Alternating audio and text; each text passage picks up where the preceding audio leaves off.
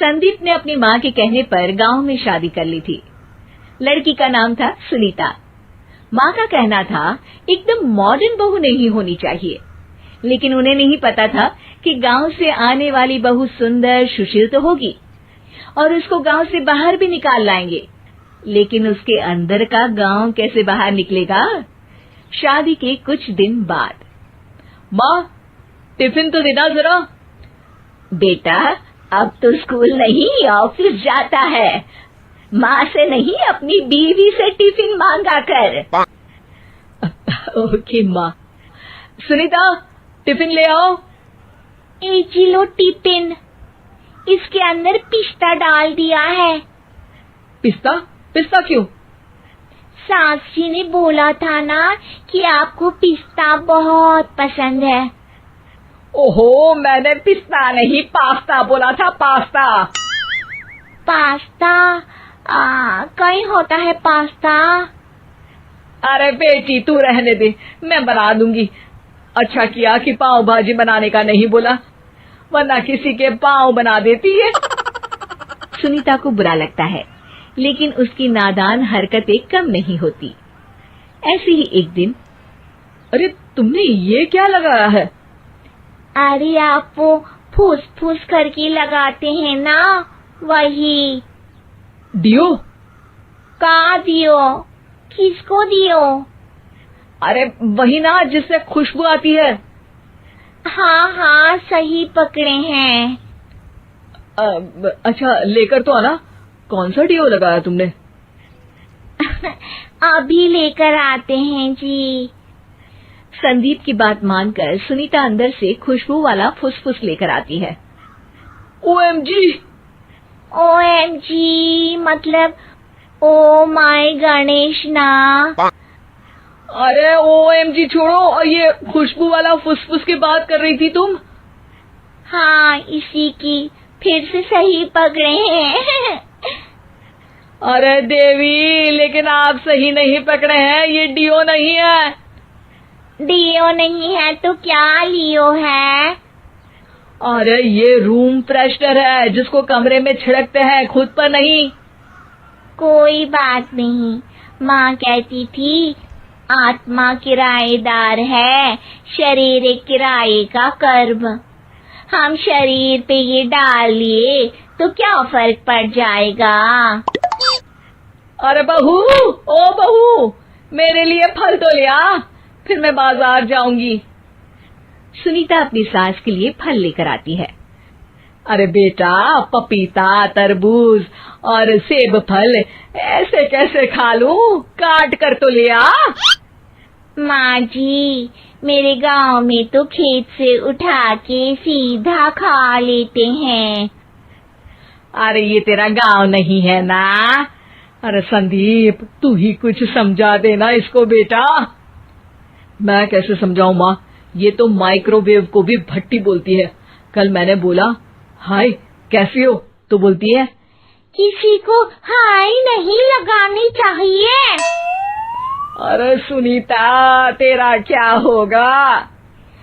अभी तो कैसे बताऊं माँ जी, अभी हम कुछ करेंगे फिर पता चलेगा क्या होगा, लड़का या लड़की।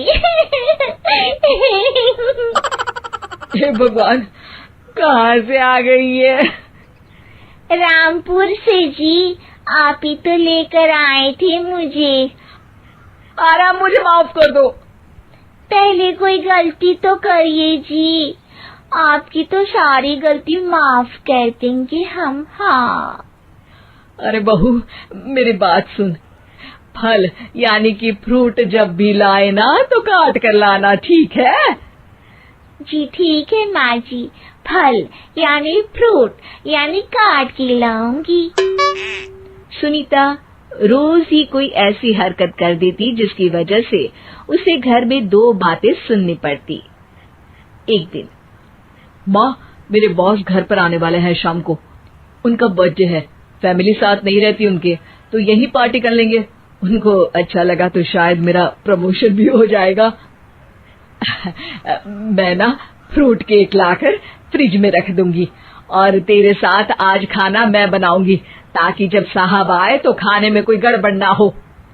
शाम को जब सारी तैयारियां हो जाती है, संदीप के साथ बड़े साहब भी घर आते हैं। फ्रूट केक तो ले आना बहू, फिर खाना खाएंगे। अरे इस सब की क्या जरूरत थी, आपने बुलाया वही काफी है। सर, आपका परिवार शहर में नहीं है तो हम ही आपके परिवार जैसे हैं सर। इतने में ही सुनीता फ्रूट केक लेकर आती है और बड़े साहब की टेबल पर रख देती है, और जैसे ही केक के ऊपर का बॉक्स हटाती है, ओह, ये क्या है? केक तो कटा हुआ है। मैं तो ऐसा नहीं लाई थी। आप मुझे शाबाशी दे सकती है माँ जी, मैंने ही केक काट दिया। आपने कहा था ना, फल यानी फ्रूट यानी हमेशा काट के लाना, तो फ्रूट केक भी तो फ्रूट ही है ना, तो मैंने पहले ही काट लिया। हूँ ना मैं समझदार। अरे बहू, ये क्या किया? केक हमेशा वही काटता है जिसका जन्मदिन होता है। तुझे एक बात भी समझ नहीं आती, एक नंबर की बेवकूफ है। पूरा माहौल बिगड़ चुका था। संदीप को लगने लगा था कि साहब उसे प्रमोशन तो दूर की बात है, कहीं डिमोशन ना दे दे, लेकिन साहब बीच में ही बोल पड़ते हैं। अरे कोई बात नहीं, ये इनकी बेवकूफी नहीं है, इनका भोलापन है। बेटा आप कहाँ से हो? रामपुर गांव से। अरे वाह, गांव से? फिर तो आपके गांव में ताजे फल और सब्जियां मिलते होंगे। हाँ, सही पकड़े हैं। हम तो काटते भी नहीं, सीधा खा लेते हैं। मैं ना एक बार तुम्हारे गांव घूमने जरूर चलूंगा। क्यों संदीप, ले चलोगे ना? मुझे गांव घूमना बहुत पसंद है। बस फिर क्या था, संदीप और सास दोनों खुश हो गए, क्योंकि साहब को सुनीता ने गांव की बात करके खुश कर दिया था। अब संदीप का प्रमोशन पक्का था। शिक्षा, कभी भी किसी भी गलती पर घबराना नहीं चाहिए। हो सकता है कि उस गलती की वजह से आगे बड़ा फायदा हो जाए।